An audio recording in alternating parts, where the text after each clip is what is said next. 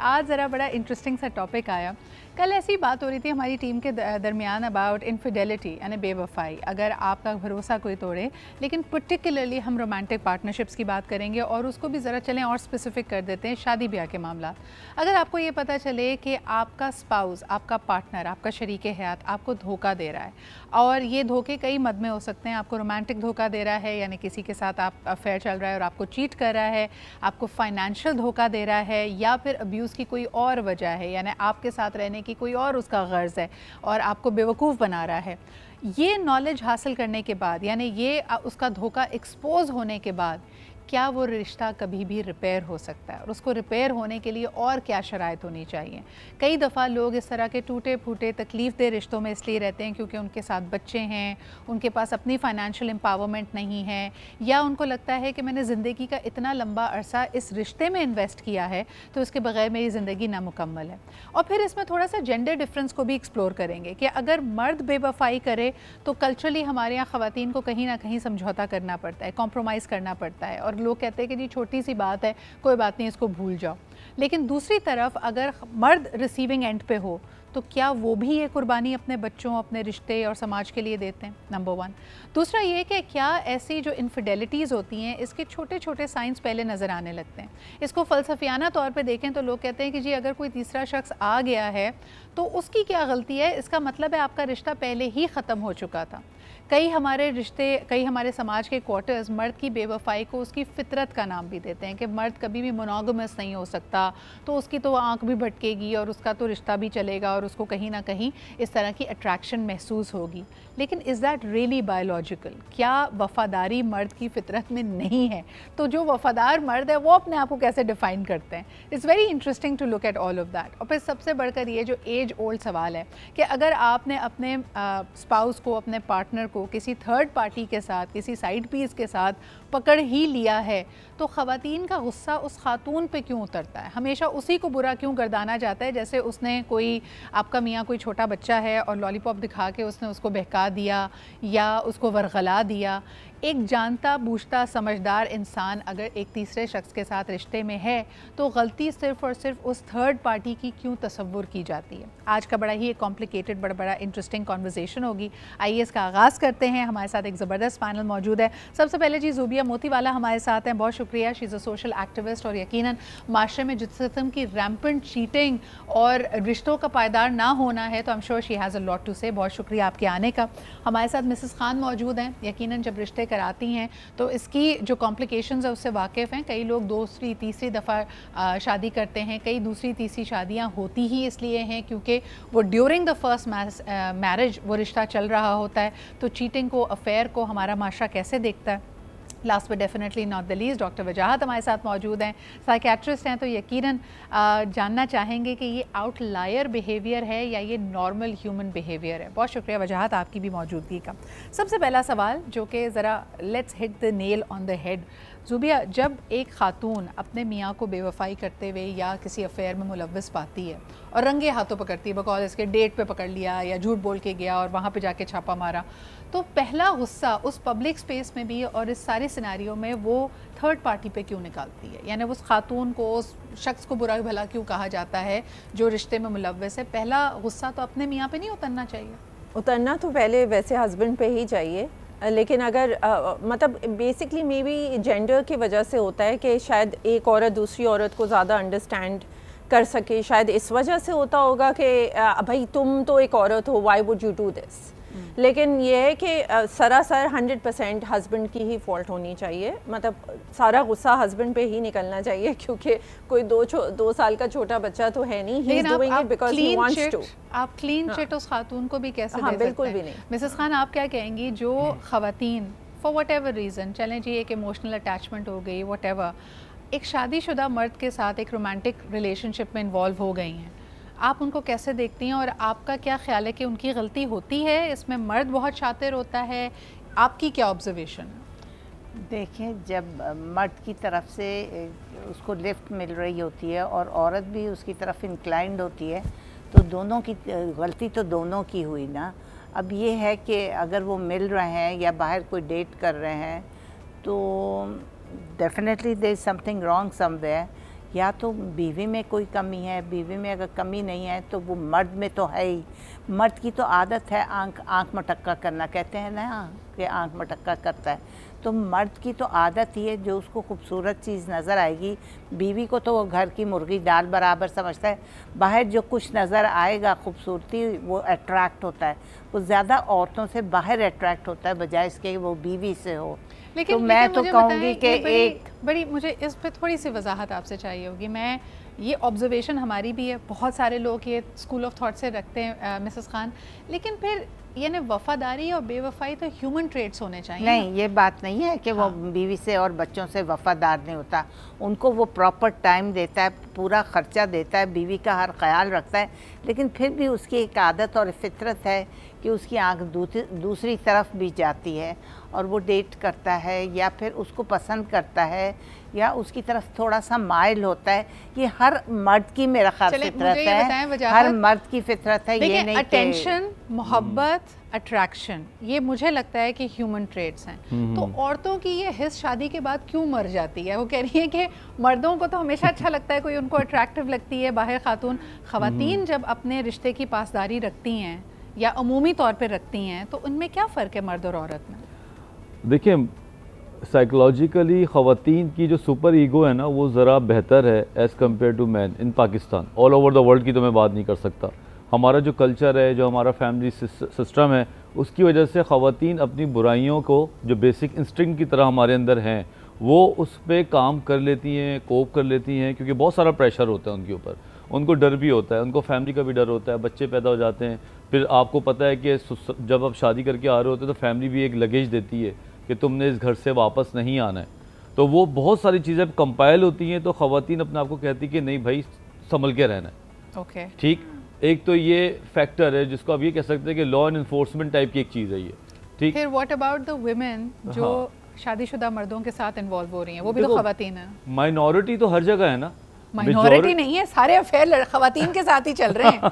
तो आप ये बताएं, वो भी तो खातून है, वहाँ पे क्या हो रहा है? अगर आप ख़वातीन को भी देख लें तो मैं ये तो नहीं कह सकता ना कि 60% ख़वातीन ऐसी हैं जो इनफिडेलिटी का शिकार हुई हुई हैं। हाँ। कुछ परसेंट होंगी, 20 होंगी। लेकिन अगर आप मर्दों की बात करें तो मर्द को अजीबोगरीब एक कैफियत ये लगती है कि अगर मेरे पास पैसे आ गए तो मैं खुद ही इंटाइटल्ड हो गया हूँ कि किसी और को साथ रखने के, कोई साइड में कोई दोस्ती करने के, या मेरे इमोशंस जो हैं वो घर पे नहीं निकल रहे, बाहर निकलते हैं, वो उसको गलत समझने के बजाय वो इंटाइटल समझने लगता है, जस्टिफाई करता है कि तो ये कहीं ना कहीं उसी सोच के साथ जाके बात मिलती है कि ख़वातीन या औरत मेरी मिल्कियत है, नाउ आई कैन अफोर्ड मोर, मेरे पास पैसे। जैसे मिसेस खान ने भी कहा कि बीवी बच्चों को तो मैं वक्त, पैसा, उनकी फाइनेंशियल जिम्मेदारियां कर रहा हूँ, अब ये मेरी मर्जी है मैं अपने इमोशंस कहाँ इन्वेस्ट करूं। बिल्कुल। तो Zubia, you side a couple of time listening to both our guests. मुझे बताएं आप क्या सोच रही हैं? देखिए, सबसे पहली बात नॉर्मलाइज करना कि ये आदमी है और वो हमें पैसे दे रहा है और घर संभाल रहा है और फिर उसके बाद वो जाके बाहर जिसको भी देख रहा है और अट्रैक्टिव चीज़ है, this is all, I am sorry,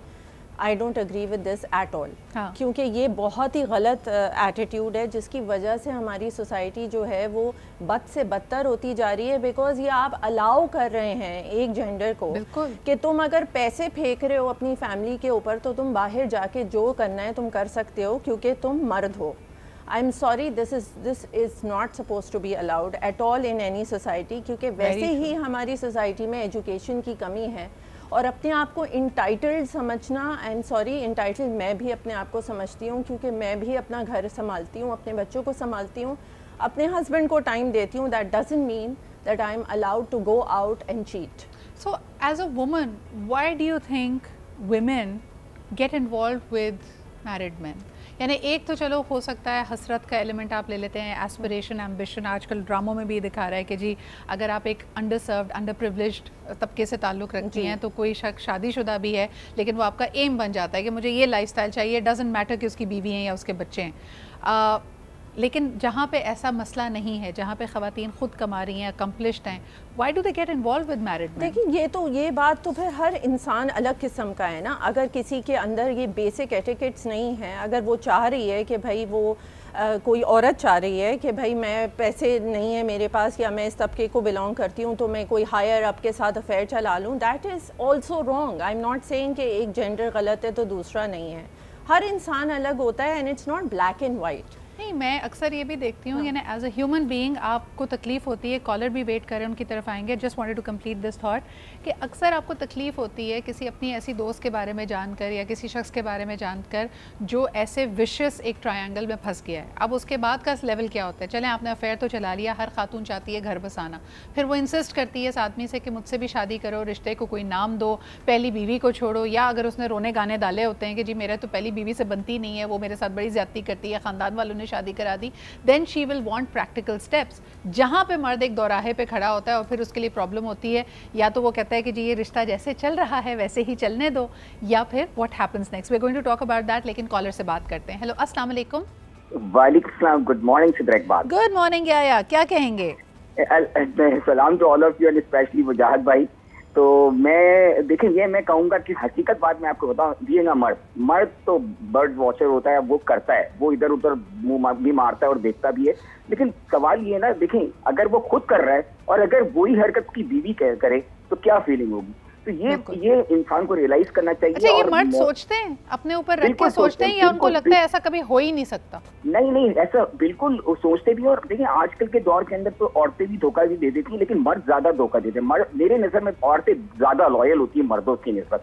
लेकिन मेरा सवाल ये है, देखें बात मेरा, आपने कहा ना कि भाई एक दफा एक चीज हो गई तो वो जाहिर है ट्रस्ट रिबिल्ड करना बहुत मुश्किल होता है। लेकिन अब आजकल के दौर के अंदर एक अफेयर को देखना और एक आपके ताल्लुकात रिलेशन को देखना, क्योंकि औरतें भी काम कर रही हैं ऑफिस में, मर्दों से इंटरेक्शन है और मर्दों का औरतों से, तो उस बात को लेके अगर आप उसको किसी अफेयर का नाम दे दें, दैट इज रॉन्ग। इस बारे में कुछ फरमाइए। बिल्कुल सही, बहुत बहुत शुक्रिया याया मौजूद होने के लिए।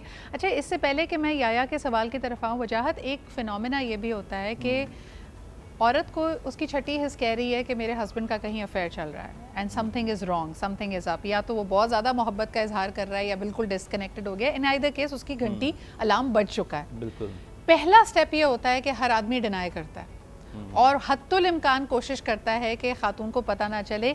इस क्रेजी मेकिंग को क्या कहेंगे, क्योंकि एक खातून है, समझदार इंसान है, उसको पता चल रहा है कि समथिंग इज़ रॉन्ग और आप उसको डिनाई किए जा रहे हैं, गैस लाइट किए जा रहे हैं और कुरान की कस्में खा रहे हैं कि ऐसा कुछ नहीं है, तो क्या हो रहा है उस वक्त? देखिए, इंसानी नेचर ही ऐसी है ना कि वो ये तो नहीं बोलेगा जी मोहतरमा मेरा अफेयर था, आपने बिल्कुल सही पकड़ा और ये आप तमगा लेके ये वाटर कूलर आपका हुआ, ये वाटर कूलर आपका हुआ, आप तो कमाल। औरत की तो छठी उस दिन से चल रही होती है जिस दिन शादी होती है। हाँ। लेकिन कुछ उसको मिल नहीं रहा होता, ठीक है, तो वो एक ऑटोमेटिकली सिस्टम है, जाहिर सी बात है। लेकिन जब चीज़ें वाकई मिलने लगती है तो वो बहुत ही एक्टिव हो जाती है। और इंसान की जो बॉडी लैंग्वेज है आदमी की, मैं कहता हूँ हमेशा कि कोई मोबाइल शोबाइल पकड़ने की ज़रूरत नहीं है आपको कोई भी जाके चेस करने की ज़रूरत नहीं, चलना फिरने से पता चल जाता है कि ये आदमी कहीं इन्वॉल्व है। तो जब कोई आपको गैस लाइट करे या उल्टा आपको ब्लेम करना शुरू हो जाए, तुम कैसी बातें करती हो, तुम तो घटिया सोच रखती हो, मैं तो सिर्फ शक करती हो, उल्टा जनाब उसको घर छोड़ने की बात करना शुरू कर दे। हाँ। तो अगर उस लड़की में एबिलिटी है तो वो खुद फाइट करे, कन्फ्रंट करे, और अगर नहीं है तो मैं ये हमेशा कहता हूँ राइट देयर एक टीम बनाएं फैमिली के साथ मिलके और जाके एक कन्फ्रंटेटिव मीटिंग करें ताकि उसकी नौयत को पता चल जाए। अगर वो बंदा कर भी रहा है तो उसको पता चले ये तो बिल्कुल मेरे सर पे हथौड़े बरसा दिए इसने, तो वो वहाँ पे ख़त्म कर दे, डर के मारे, या तो फिर वो एक्सपोज इतना हो जाए कि वो बीवी को छोड़ के। अच्छा, ये बहुत इंटरेस्टिंग बात आपने कही है। अभी तक हमने रीजंस की बात की, रीजंस मल्टीपल हो सकते हैं। Now when we come back from the break हम ये बात करेंगे कि अगर किसी की इनफिडेलिटी, चीटिंग पकड़ी जाए तो रिश्ते क्या इस्तवार हो सकते हैं, क्या कुछ गुंजाइश मौजूद है कि उसको रिश्ते को हील किया जा सके। जो सजेशंस यहाँ पे वजाहत ने किए हैं कि आपके पास टीम हो, फैमिली का प्रेशर हो, चले आपने एक किसी को छुड़वा भी दिया यानी एक चीटिंग से आपने छुटकारा हासिल भी कर लिया, क्या एक मर्द जिसने एक दफ़ा अफेयर चलाया है उसके पास ये कैपेसिटी, ये कैपेबिलिटी नहीं है कि वो आपको बार बार चीट कर सकता है? नोइंग दिस, क्या आप ऐसे शख्स के साथ रह सकते हैं? बात हो रही है बेवफाई, इनफिडेलिटी की। मिसेस खान, आपसे शुरुआत करते हैं। मुझे बताएं कि एक रीजंस में नहीं जाते, क्यों हुआ, कैसे हुआ। जब एक खातून को पता चल गया है कि उसका हस्बैंड उसके साथ मुखलिस नहीं है, बेवफाई कर रहा है, उसके जहन में क्या चल रहा होता है? उसको गुस्सा भी है, तकलीफ़ भी है, लेकिन एट द सेम टाइम वो अपने हस्बैंड की तरफ उस रिश्ते को लेकर, अपने टाइटल को लेकर कि मैं बीवी हूँ, पोजेसिव भी होगी, तो उस पर क्या स्टेट ऑफ माइंड होता है उसका? देखिए, मैं बताऊँ, अब औरतों को भी इतना नैरो माइंडेड नहीं होना चाहिए। मेरा हस्बैंड एडवर्टाइजिंग में था, वो देखें बाबरा को लाया और कई और औरतों को भी लाया इंडस्ट्री में, तो मैं क्या उसके ऊपर शक करने लग जाऊंगी अगर उसका फ़ोन आ जाए या मेरा मियाँ उसके साथ डिनर पर चला जाए? तो this is something common, you should accept it. और अगर उसको ज़्यादा पिंच करोगे तो वो ज़्यादा उस तरफ जाएगा। तो और अगर देखें, अगर बिलफर्ज उसका थोड़ा सा अफेयर चल गया तो अपना दिल बड़ा करो कि वो उधर काम कर रहा है, उसका अफेयर चलना, तो मेरा ख्याल कि उससे बात करना, उसको हम अफेयर कह देंगे या उसके साथ खाना खाना या उसको ड्रॉप करना, तो ये तो एक मामूल की बात है, हर ऑफिस में ये होता है। औरतों को ज़रा दिल बड़ा रखें। अगरचे अफेयर चल गया है और शादी हो गई है तो फिर ये है कि औरत को ज़रा नरम होना चाहिए, ये नहीं कि एकदम उसके ऊपर चढ़ जाए और उसके ऊपर तुम सोचो कि तुम्हारा घर है, बच्चे हैं, तुम उसके बगैर नहीं रह सकती और तुम्हारे दिल में उसके लिए प्यार होता है। सारे मर्द जो ना अपनी बीवियों को आपके पास काउंसलिंग के लिए दिल में मर्द के लिए प्यार होता है, शौहर के लिए, क्योंकि वो उसके बच्चों का बाप होता है। उसको एकदम सोचना कि मैं इसको छोड़ दूंगी, अपने आप को, ब्रेन को ज़रा स्टेबल रखो।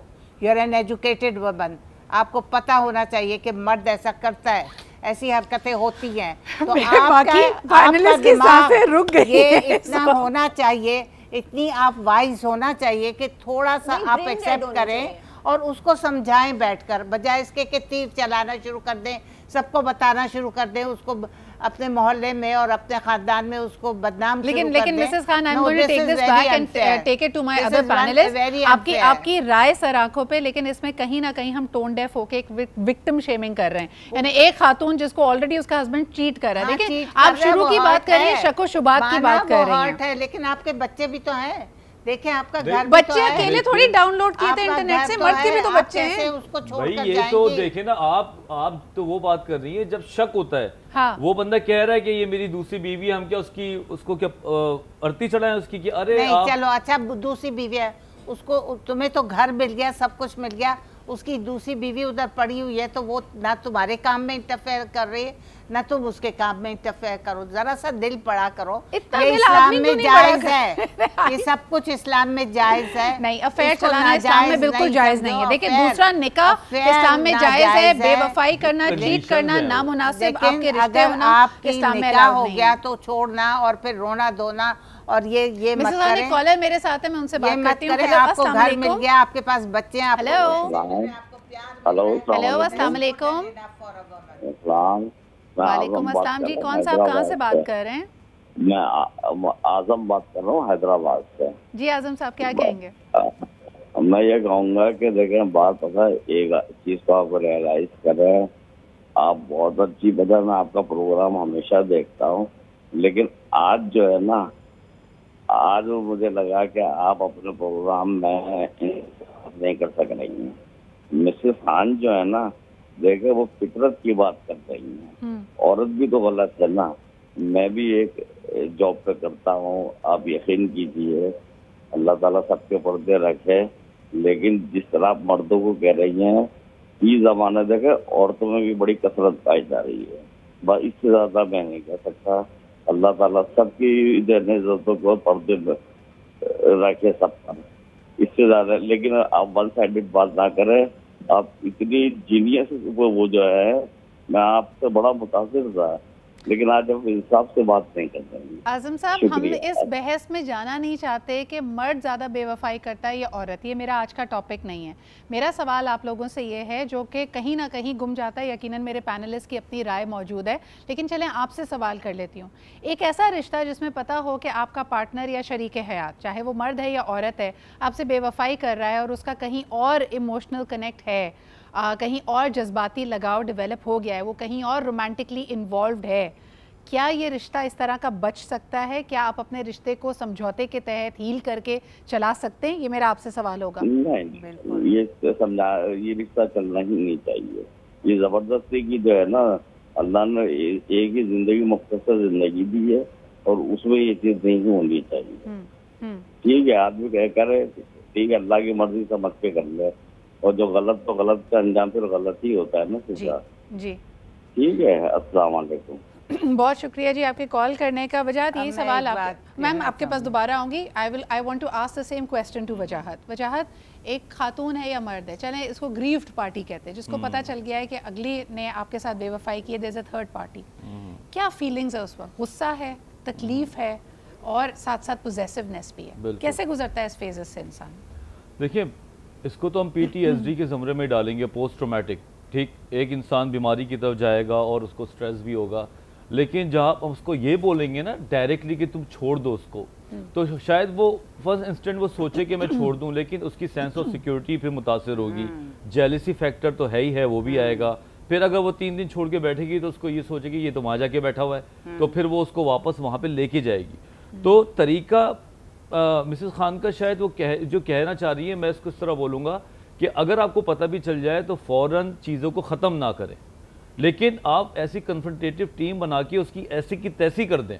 क्योंकि मैं एक बात जानता हूँ, एक थोड़ा सा टोटका दूँ, कि जब दूसरी बीवी को ये पता चलता है या शौहर को कि पहली बीवी मुझे पेन दे रही है, उन दोनों में भी खाना जंगी स्टार्ट हो जाती है। अच्छा, मैं आपको बताऊं, मुझे पर्सपेक्टिव मिसेस खान का कई दफ़ा आई नो कि मेरे पैनल में ही उस पर डिसएग्रीमेंट हो जाती है, but this is also a generational difference. Mrs Khan जिस तरह कहते हैं कि औरत को तदब्बुर से रहना चाहिए, ये मेरे ख्याल में आप जितने भी हमारे बुजुर्गों से बात करें तो वो यही कहते हैं कि भाई तुम्हें घर दे रहा है, तुम्हारी जिम्मेदारियां कह रहा है। लेकिन Zubia, you being a young woman, मुझे बताओ कि एक खातून जिसको ये पता चले कि ठीक है मेरी माली, फिज़िकल, दुनियावी ज़रूरियात पूरी हो रही हैं, दुनिया की नज़र में मैं ही पहली बीवी हूँ, मेरे पास बच्चे भी हैं, औरत की तकलीफ़ या जो भी ग्रीफ्ड पार्टी है उसकी तकलीफ़ कितनी होगी?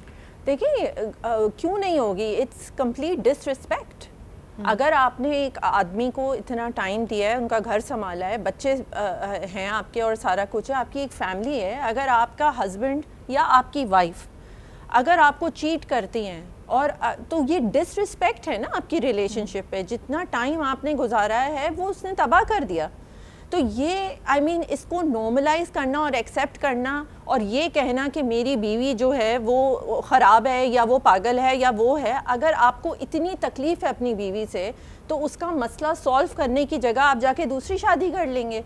ये बात आपकी मतलब जहनी तो आप माशाल्लाह बहुत फिर इंटेलिजेंट हुए कि फिर एक औरत क्यों नहीं कर सकती। तो और अगर एक औरत फाइनेंशियली स्टेबल है और वो घर में ज़्यादा पैसे ला रही है, बच्चे भी संभाल रही है, घर भी देख रही है, तो क्या उसको अलाउड है to go out and cheat? Because वो तो आपका इमोशनल ख्याल भी कर रही है, आपको पैसे भी दे रही है, आपके बच्चों का भी ख्याल कर रही है, तो वो भी फिर अलाउड होना चाहिए ना to go out and cheat. Zubia, मेरे ख्याल में फ़ी ज़माना होता ये है कि हम चाहे इसको माने या ना माने, आपके निकाह में, आपकी फैमिली प्रेशर में और आपके बच्चों में बहुत ताकत होती है कि अगर मर्द या औरत जो भी भटक रहा है, शादियाँ बहुत मामलों में टूटती नहीं हैं और इसकी गवाही आप लोग सब देंगे कि भाई कहीं ना कहीं वो कुछ कॉम्प्रोमाइज़ हो जाता है।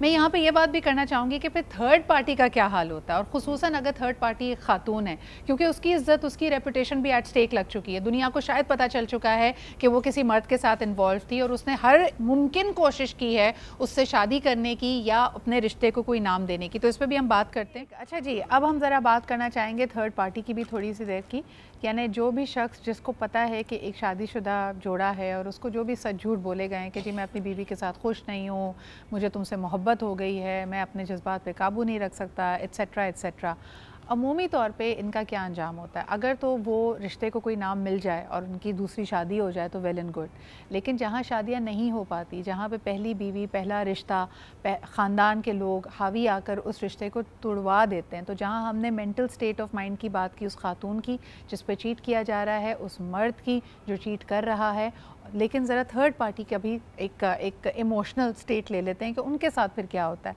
मिसेस खान, इसमें आपसे शुरुआत करते हैं। जिन लड़कियों की शादी नहीं होती उस शादीशुदा मर्द के साथ जिसके साथ वो इन्वॉल्व थी, उनका क्या अंजाम होता है? What happens? वो तकलीफ़ में रहती हैं, are they able to start something? वो कैसे आगे बढ़ती हैं? हाँ, उनका यही होता है, उनका तो सारे ज़िंदगी जब तक शादी ना हो रोना धोना होता है और उसकी कोशिश ये होती है कि इसको किसी तरह हासिल कर लें।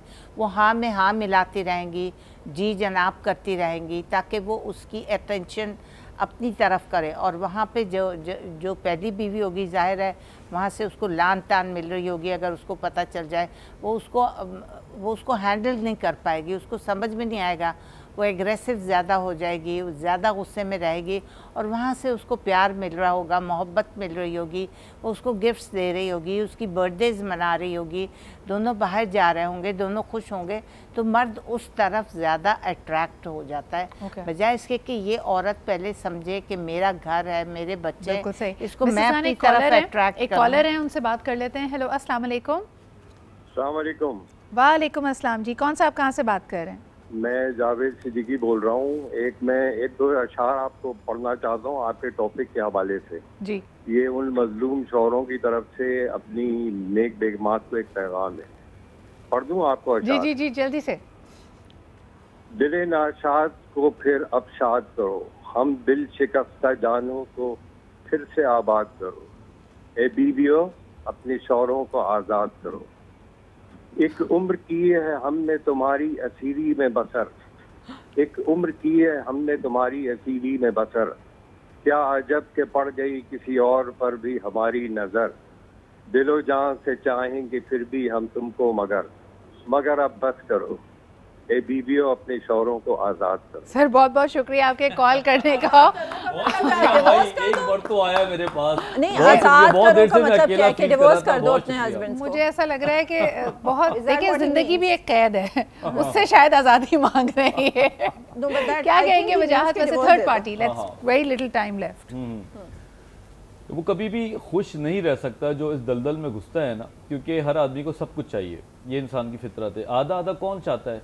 और जब आपको शुरू में इतनी अटेंशन मिल रही हो, जब आपको ग्रेस्प किया जा रहा हो, और अचानक जब दूसरी बीवी को किसी को पता चलता है तो आपकी अटेंशन वो आदी हो जाए और वो वापस वहाँ जाने लगे, तो बहुत मुश्किल होता है कि ज़िंदगी भर तक वो चीज़ को उसको पूरी मिले। वो हमेशा तकाजे कर करके अपना ज़िंदगी गुजार देते हैं। देखिए एक चीज़ जो हम इस पैनल पे डिस्कस कर रहे थे बार बार कि मर्द की अगर फितरत है, उसके लिए नई चीज़ें, नए लोग अट्रैक्टिव होते हैं, औरत भी फितरी तौर पे बहुत पोजेसिव है। बिल्कुल। मुझे ये समझ नहीं आता कि एक खातून अपने लिए ऐसे साथी का इंतखाब क्यों कर रही है जो ऑलरेडी बटा हुआ है, वहाँ पे क्या साइकी चल रही है? देखो फितरत का कह के हम बरी ज़ुम्मा नहीं हो सकते। फितरत तो हमारी कत्लो गारत की भी है।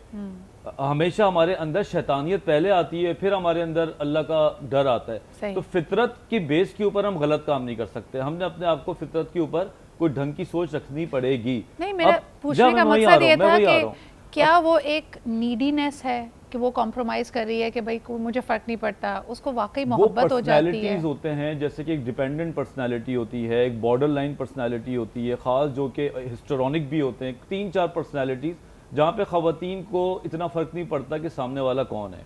वो चाहते हैं कि हमें प्यार, इश्क, मोहब्बत मिले, कहीं पैसा भी मिल जाए तो कोई बड़ी बात नहीं है, जल्दी जल्दी से मुझे गाड़ी मिल जाए, तो वो उस एरा पे जाके अपने आप को फिट महसूस करती हैं। और कुछ मर्द ऐसे ही होते हैं जिनको हमेशा ये चाहते हैं कि मेरे पास बहुत कुछ है देने को, और वो देने के लिए रेडी बैठे हुए होते हैं। तो वो 2, 3, 4 और ऐसा उनको लगता है कि सदका जारिया शुरू कर दिया उन्होंने। हालांकि ये गलत चीज़ है। हाँ। जब आप अपनी फैमिली को अच्छी तरह नहीं चला सकते तो आप बाहर वाले को क्या चला सकते हैं? समझने की बात है। अगर अकल से इस्तेमाल करेंगे तो अच्छा है कि बंदा पहली शादी, पहली बीवी, पहला शोहर करके एंजॉय करे। ये दूसरी तीसरे के चक्कर में छुप के काम करने में बड़ा दलाल है। अनअटैच्ड, यहाँ पे हम बिल्कुल ये नहीं कहना चाह रहे कि जो लोग जिनकी शादियाँ फॉर वट एवर रीज़न या मंगनी या कोई और रिलेशनशिप नहीं चला वो दोबारा रिलेशनशिप में ना जाएं। बट वो जो आजकल का एक मंत्रा चला हुआ ना, इट्स कॉम्प्लिकेटेड या I am in a situationship, situationship सिर्फ आपको तकलीफ देंगे और इस तरह की कॉम्प्लिकेशन अपनी ज़िंदगी में ना लेके आएँ। आप किसी अनअटैच्ड, अवेलेबल और सिंगल, क्योंकि देखिए ये आपकी अपनी सेल्फ रिस्पेक्ट की भी तो बात है Zubia, more than anything else. I think every woman and every man should be with a partner जो 100% उसके साथ है। बिल्कुल, ये बहुत ज़रूरी बात है। बिकॉज ये देखें, ये चीज़ मैं ये भी कहना चाहूँगी स्पेशली टू वुमेन जिनको ये पता चल गया है कि वो एक मैरिड आदमी के साथ इन्वॉल्व हैं। समटाइम्स ये होता है कि बताते नहीं हैं कि हमारी शादी हुई भी, राइट?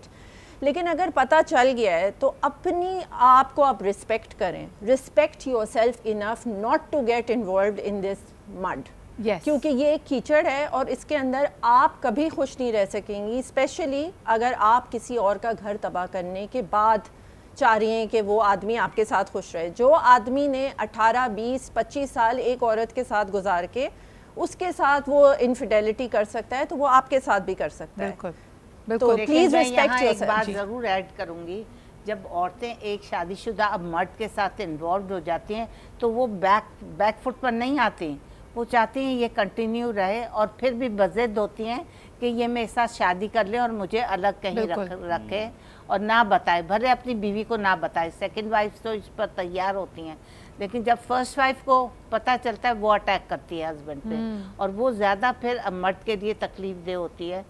जब वो औरत पहली बीवी भी उसे अच्छा ट्रीट नहीं करती तो वो इंक्लाइंड हो जाता है टुवर्ड्स द सेकंड वाइफ भी कुछ अर्से के बाद ये कहती जरूर है मुझे भी ऐसा घर दो, मुझे भी ऐसी गाड़ी दो, मेरे पास भी इतना टाइम दो। वो इक्वालिटी के बेस पे जिंदगी भर लड़ती है। हाँ। अब मर्द अगर वो इतना अच्छे दिमाग का हो कि इक्वालिटी कर दे तो बात है, वरना वो कर नहीं पाता। सॉरी, बहुत ज़रूरी। और मेरे ख्याल में माशरती तौर पे भी अगर हम देखें, एक जो हिट आपको कॉम्प्रोमाइज़ आपको करना पड़ता है, जो ख़ास तौर पे जो थर्ड पार्टी है जो बाद में जाके दूसरी बीवी बनती है, माशरे में you will always be seen as a home wrecker. ये हमारा एक नज़रिया, एक पर्सपेक्टिव है, और वो लेबल आप चाहे आप जितने भी इज़्ज़तदार हो जाएँ, आप जितनी अकम्पलिश्ड हैं, ब्राइट हैं, एम्बिशियस हैं, आप स्टैब्लिश भी हो जाएँ, आपके बच्चे भी हो जाएँ, अनफॉर्चुनेटली उस तासुर को ज़ायल करना आपके लिए एक ज़िंदगी भर की जद्दोजहद होगी। सो दीज आर द ये वो फ़ैसले हैं जो आप अपने लिए कर रहे होते हैं। अल्लाह ताला सबको, सबकी, जिस तरह हमारे कॉलर ने कहा था, इज़्ज़तें बरकरार रखे और अच्छे फ़ैसले करने की अल्लाह ताला हम सबको सलाहियत दे। अपने पूरा पैनल का शुक्रिया अदा करना चाहूँगी, डॉक्टर वजाहत, मिसेस खान और Zubia, thank you very much. I think this is very emotive topic, सबके जज्बात इसमें उभर कर सामने आते हैं and we have very strong opinions about it. आपके भी जो इसके बारे में ओपिनियंस हैं हमें ज़रूर कमेंट्स एंड फीडबैक में बताइएगा। इंशाल्लाह कल मुलाकात होती है। खुदा हाफ़िज़।